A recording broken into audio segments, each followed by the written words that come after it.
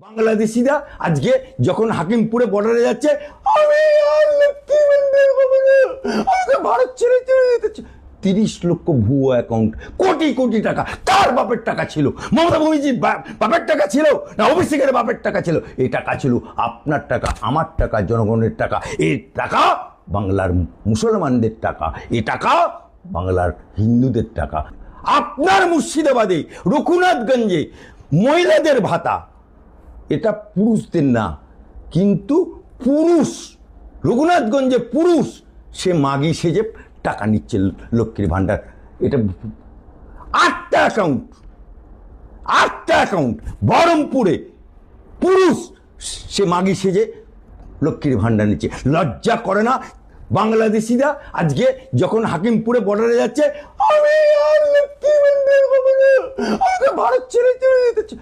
30 লক্ষ ভুয়ো অ্যাকাউন্ট, কোটি কোটি টাকা। কার বাপের টাকা ছিল? মমতা ব্যানার্জির বাপের টাকা ছিল না অভিষেকের বাপের টাকা ছিল? এই টাকা ছিল আপনার টাকা, আমার টাকা, জনগণের টাকা। এই টাকা বাংলার মুসলমানদের টাকা, এই টাকা বাংলার হিন্দুদের টাকা। তাই ভুয়ো অ্যাকাউন্ট বাদ দিতে গেলে পূর্ণাঙ্গ সমস্ত ডকুমেন্টের ভিত্তিতে পাবে 3000 টাকা। যদি কারোর অসুবিধা হয়, আমি বলে দিচ্ছি সরকারের তরফ থেকে প্রতিটা বাড়িতে বিএলআরও যাবে, তার ফর্ম ফিল আপ করে নিজেরাই জমা করবে। বিএলআরওদের এই দায়িত্ব দেওয়া হয়েছে।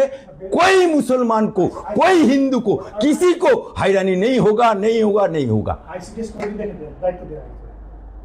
আইসিডিএস হোক, বিএলআরও হোক, এই সরকারি লোকেদেরকেই দায়িত্ব দেওয়া হয়েছে।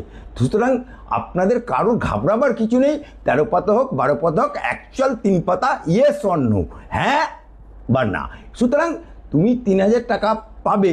সুতরাং বছরে কত? 3 বারং 36,000 টাকা। সেটা প্রকৃত একজন যে প্রকৃত পাপক, সে ভুয়ো 7 লক্ষ 30 লক্ষ হাটাও, বাংলাদেশি হাটাও, যে পাপক সেই পাক। কারণ আপনি বলছি, বিশাল বড় ডাক্তার, তার বইয়ের কি দরকার? বিশাল বড় ইঞ্জিনিয়ার, তার বইয়ের কি দরকার? এটা যারা প্রকৃত পাপক তাদেরই হক পাওয়াতে হবে।